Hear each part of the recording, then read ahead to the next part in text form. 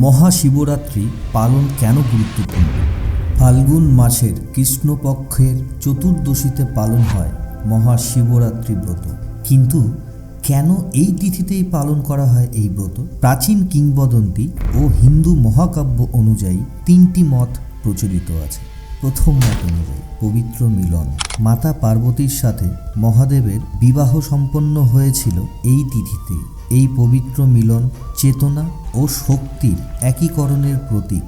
তাই এই পুণ্য তিথিকে মহাশিবরাত্রি হিসাবে পালন করা হয়।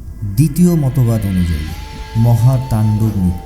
সৃষ্টি, সংরক্ষণ ও ধ্বংসের মহাতাণ্ডব প্রলয় মহানৃত্য দেবের দেব মহাদেব করেছিলেন।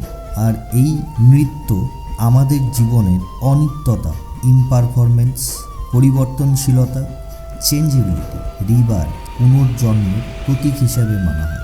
জগতের সৃষ্টি থেকে ধ্বংসের এই কালচক্রের খেলার বাঁধন চক্রই কিন্তু এই মহাতাণ্ডব নৃত্য।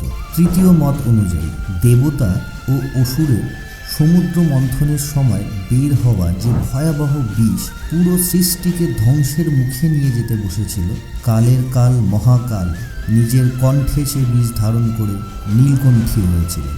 কালের বিষক্রিয়া থেকে সংসারকে রক্ষা করেছিলেন নীলকণ্ঠ মহাদেব।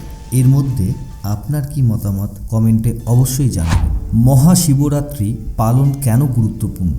মহাশিবরাত্রি শুধু একটি আচার বা অনুষ্ঠান নয়, এটি আমাদের জীবনের গভীর আধ্যাত্মিক বার্তাও বহন করে।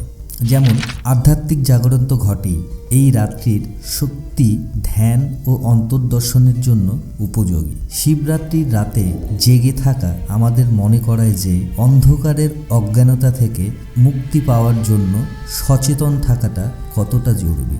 অজ্ঞতা ও অন্ধকারের জয়।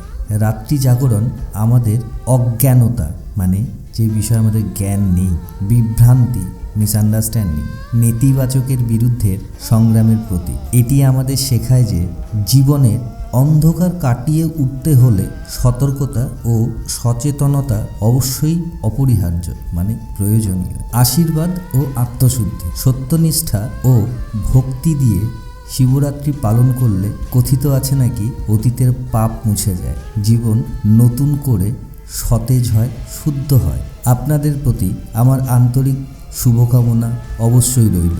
সবাই ভালো থাকুন ও সুস্থ থাকুন। মহাদেব শিবের আশীর্বাদ আপনাদের পাশে সর্বদা থাকুক। ধন্যবাদ।